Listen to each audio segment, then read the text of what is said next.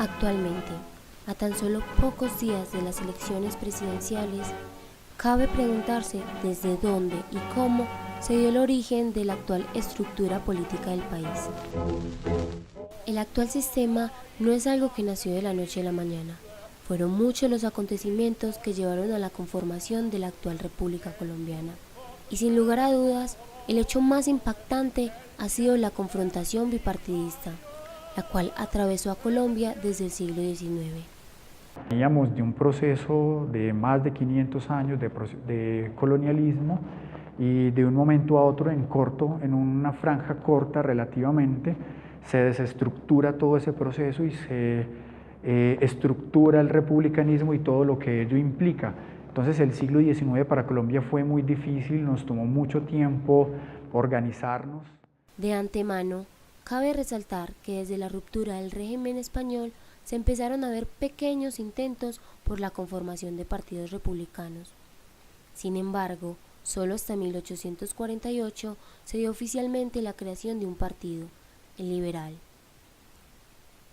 Poco después surgió el Partido Conservador, en 1849, dando así origen a confrontaciones ideológicas, en donde los liberales luchaban por la administración bajo principios de libertad, igualdad y derechos humanos, mientras que, por el contrario, los conservadores buscaban un programa basado en el orden constitucional, la legalidad, la moral del cristianismo, la libertad racional, la seguridad y la civilización. La lucha se concentraba en su adquisición como tal, por lo tanto permitió una polarización muy compleja entre las dos ideas, entre las dos ideologías y entre las dos formas del entendimiento de la política y de la administración del Estado y sus recursos en ese momento. Es entonces cuando se empieza a hablar de una lucha bipartidista, en donde bajo las confrontaciones ideológicas nacen no solo la época de mayor violencia del país, sino también rasgos característicos de una subcultura ligada a cada partido, polarizando así a toda una república. Entonces la lucha bipartidista se encarnó y se convirtió en un proceso muy radical donde era tan fuerte y tan dura la decisión de llegar al poder del Estado que mantuvo la polarización en corte radical. El principal rasgo característico de ambas partes era identificar al otro como enemigo, y como tal, bajo los ideales filosóficos de los militantes de cada partido, era justificable cualquier acto de violencia frente al otro, siempre y cuando éste estuviera en pro de la lucha. Fue esta característica la que dio pie a la Guerra de los 1000 días. La Guerra de los 1000 días es uno de los eventos más conocidos en la historia colombiana del enfrentamiento bipartidista. Este es un evento que surge a finales del siglo XIX, 1899, y que se extiende hasta comienzos del siglo XX, los primeros años del siglo XX. Estamos hablando de una guerra que en general alcanzó a durar los 3 años, un poquito más. De ahí viene el apelativo de la Guerra de los 1000 días. Permitió reunir diferentes factores en el contexto de la época colombiana.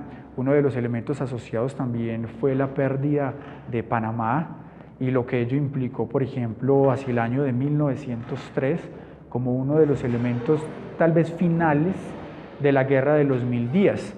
Y permitió también que el Estado colombiano comenzara a consolidar instituciones, a consolidar procesos y algo muy importante, la consolidación del territorio. Nosotros veníamos de un proceso también que en general ha sido representado en la mentalidad colombiana o en nuestra historia bajo la forma de las guerras civiles. Y básicamente este es un proceso que arrancó después de las independencias, más o menos de 1830, y era ya, después de la independencia, cómo va a ser el país, cómo va a ser el Estado, quiénes van a gobernar, cómo nos vamos a institucionalizar, cómo nos vamos a ordenar, cuál va a ser nuestra estructura pública, nuestra estructura política, nuestra estructura jurídica, nuestra estructura normativa. Finalmente, tras casi 3 años de enfrentamientos, el país quedó devastado y empobrecido. Además de sufrir una serie de acontecimientos en consecuencia a estas disputas, los cuales ocasionaron, entre otras cosas, la pérdida de Panamá, pero que al final de cuentas fue un elemento catalizador que dio paso a un leve equilibrio de paz en el territorio. La guerra había acabado, pero las diferencias ideológicas de los partidos tradicionales seguían vigentes, y era cuestión de tiempo para que éstas volvieran a detonar. Esta vez el detonante tendría nombre propio: Jorge Eliezer Gaitán. 1948, año en el cual se sentían vientos de cambio e inclusión de la clase social media, gracias a las políticas radicales de este gran y reconocido líder. Jorge Eliezer Gaitán llega a la órbita política como un caudillo de masas, un caudillo de muchísima representación que encarnaba para el momento ideas muy poderosas que tuvieron un gran soporte y una gran base social como tal. El contenido del discurso de Gaitán fue muy poderoso y entonces eso lo veía como el virtual presidente de la República para esas elecciones. Que los hombres que hemos cruzado universidades sabemos que el hombre es como las plantas, que la planta da fruta y flores no por la planta misma, sino por el surco y la tierra donde ha aprendido, y que el hombre y un pueblo no pueden ser grandes y fuertes, sino en razón de las tumbas donde tiene el alimento para su futuro.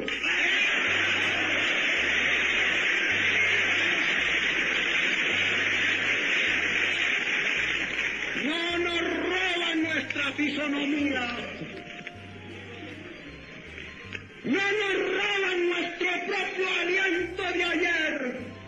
Pero los vientos tomaron otro rumbo cuando la violencia física se consideró instrumento de la política. La violencia, determinada así por múltiples historiadores, y que tendría lugar entre 1948 y 1953. El asesinato de Jorge Eliezer Gaitán el 9 de abril de 1948 abrió un agujero más, o tal vez profundizó el que ya se venía dando, frente a la violencia política, que en realidad le apunta a la violencia partidista. Y digamos que el gran antecedente era la Guerra de los 1000 días, el 48, ahonda esa situación y le va a dar otro matiz porque lo va a encarnar más en términos del enfrentamiento sanguinario, cruel y cruento entre el Partido Liberal y el Partido Conservador. Saqueos, asesinatos, enfrentamientos, entre otras cosas, caos. Así se puede definir este periodo.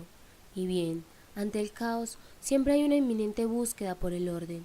Así lo intentó el general Rojas Pinilla, al tomar el poder y la administración desde la militancia, bajo su dictadura en 1953. Su gobierno es reconocido como un golpe militar, es reconocido también como una dictadura, pero es muy importante tener o conservar un poquitico los contextos de la historia, porque al mismo tiempo el general Rojas Pinilla logró tener un nivel de aceptación muy grande y de popularidad también muy grande, y él representaba, por decirlo en ese contexto, como una tercera vía o una tercera línea o una tercera opción dentro de ese bipartidismo ya encarnado en Colombia.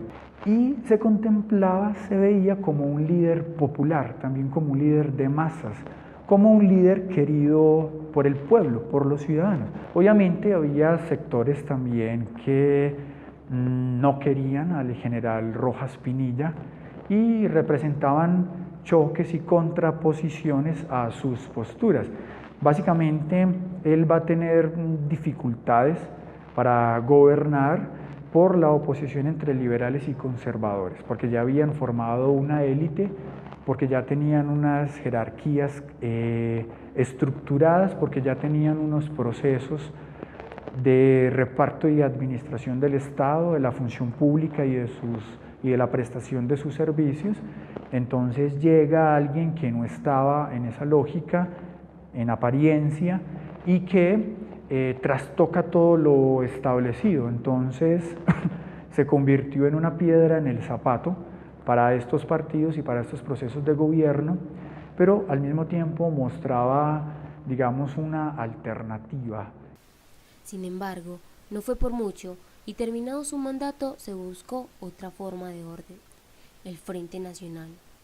Luego de la finalización del gobierno del presidente Rojas Pinilla, se retoma nuevamente la hegemonía bipartidista, pero en este caso bajo una figura importante que fue y que conocemos en la historia nacional como el Frente Nacional. Representó un periodo ya pactado de 16 años de intercambio del poder, la presidencia, las diferentes ramas del poder público y en general de la administración y de los cargos del Estado entre liberales y conservadores. Surge en 1958 y va hasta 1974, una lógica de liberal-conservador, obviamente cada uno en 4 años. Realmente digamos que fue un pacto para la repartición entre ambos partidos, que si bien pudo colaborar y ayudar a que se redujera la violencia, las matanzas, las masacres y demás actos violentos en general bajo esa lógica partidista, no logró incorporar a otras. Inclusive puede verse como una forma cerrada del gobierno, porque ya se establecían elementos, como lo dijéramos, en una suerte de concepto de predestinación, por decirlo así, o de prejuicio de procesos que se iban a dar en el gobierno siguiente, porque eso ya se había organizado de una manera muy fuerte bajo esa idea del pacto entre los dos partidos. Entonces permitió que se incorporaran y que se turnaran la administración del Estado entre ellos y no darle cabida a otras formas democráticas de participación. Al igual que la anterior alternativa, tenía sus falencias, pues al determinar el poder nuevamente sobre los partidos tradicionales, excluían nuevas formas de estructuración, nuevas formas de participación democrática, impedían la inclusión de nuevos partidos y principalmente dejaban el poder en manos de una reducida élite, generando descontento en las masas de clases sociales bajas. Es por ello que la democracia, bajo esta estructura de 4 años de mandato de cada partido simultáneamente, perdió legitimidad y dio paso a una nueva forma de violencia, ya no ligada a los entes institucionales, sino a las militancias al margen de la ley. Y con ello, el comienzo de las más vigentes guerrillas que marcaron una nueva época de violencia en Colombia. Bueno, efectivamente, cuando avanzamos hacia la década de los 60, se reduce notablemente la violencia entre liberales y conservadores. Pero en esa franja, digamos que la violencia en Colombia tendrá otra cara y es el surgimiento de los grupos guerrilleros, propiamente dichos, con una estructura, digamos, de lo que implica el término de guerrilla o grupo revolucionario para el contexto de los años 60, y ese será otro de los factores que dinamizarán la violencia. Entonces digamos que se rompe la estructura de la violencia bipartidista, pero llegan otros actores que dinamizarán la violencia política en Colombia. Es muy importante tener eso en cuenta. La violencia política no debe tomarse solo como violencia entre liberales y conservadores. Ahí hay que involucrar también a los otros actores históricos en las diferentes épocas de Colombia, finales del siglo XIX y a lo largo del siglo XX. Finalmente, se puede decir que actualmente, si bien no sigue vigente el bipartidismo desde la formulación exacta del término, tampoco es posible determinar el sistema actual como multipartidista, debido a la conservación de las ideas de los partidos políticos tradicionales, que si bien han perdido legitimidad, aún están presentes. Y además, esta dificultad de nombramiento al sistema se debe también a la incoherencia y falta de solidez ideológica por parte de los partidos actuales y nacientes.